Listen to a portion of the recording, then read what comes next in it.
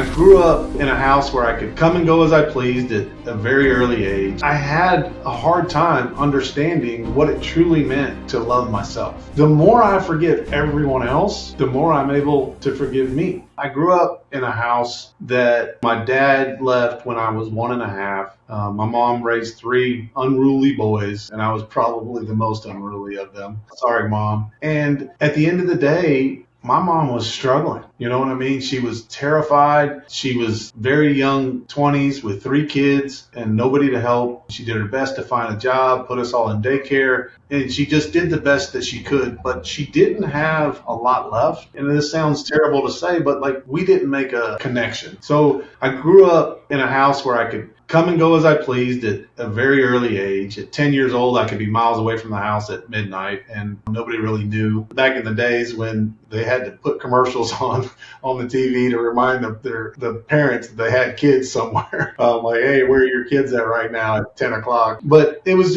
relatively normal. And I'm grateful for all those experiences. But what I realized later in life, but even as I'm going through this program, Learn to Love Being You, and I had a hard time understanding what it truly meant to love myself. And what I realized through the process of forgiving, the more I forgave everybody around me. Guy cuts me off in traffic, I forgive you. I hope you get home safe. I hope your family's good. I know whatever's going on in your world is difficult. Every instant for everything, I forgive everyone at all times. It becomes a practice. The more I forgive everyone else, the more I'm able to forgive me. Because that's what's really happening in all of our brains. We're being super critical and judgmental, like you just said, about ourselves. And when we're being judgmental about ourselves and we don't forgive anybody else out in the world, well, we're not going to forgive ourselves either. But when we've just spent the last 6 months forgiving everyone for everything, by God, what about me? I get some forgiveness too. Like, I can take it easy on me. It shouldn't be that way. So